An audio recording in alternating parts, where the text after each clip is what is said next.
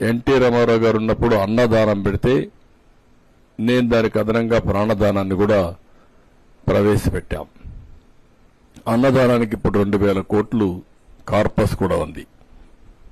ఎంతమందికైనా సరే భోజనం ఫ్రీగా పెట్టడమే కాకుండా ఒక పద్ధతి ప్రకారం వచ్చే వడ్డీతోనే సరిపోతా ఉంది. మళ్లీ డబ్బులు కార్పస్ పెరుగుతా ఉంది.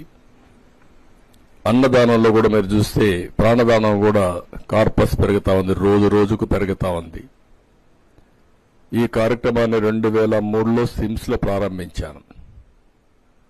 ఆ రోజే నేను కొండపైకి పోయి వెళ్లి బ్రహ్మోత్సవ సందర్భంలో దేవునికి పట్టు వస్త్రాలు సమర్పించే సాంప్రదాయం అప్పుడే నా మీద దాడి జరిగింది. అది ఒక మిరాకిల్. 24 claymore mines. సాక్షాత్తు భగవంతుడే నన్ను కాపాడాడు తప్ప లేకపోతే ఆ యాక్సిడెంట్ లో బ్రతికే సమస్య లేదు. అది ఎప్పుడు కూడా నాకు గుర్తుంటుంది. అదే మరిగా అది ఒక పునర్జన్మగా నేను భావిస్తాను.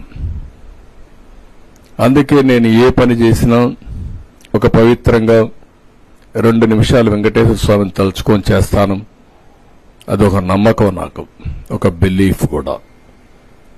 ఇలాంటివి చేసుకుంటూ మనం ముందుకు పోయే సమయంలో మనం చూస్తే నాకొక్కడికే కాదు, ఇలాంటి అనుబంధం అనుభూతి కొన్ని కోట్ల మందికి ఉంది.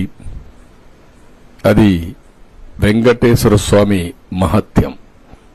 ఆ మహత్యం లేకపోతే ఇంతమందిని అట్రాక్ట్ చేసే పరిస్థితి కూడా రాదు.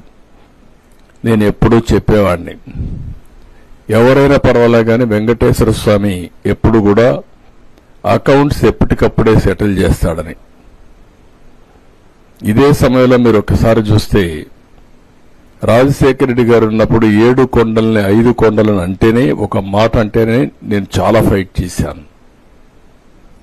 దాన్ని ఫైట్ చేయడమే కాకుండా నేను పాదయాత్రతో 7 కొండలెక్కి మొక్కు తీర్చుకున్నాను.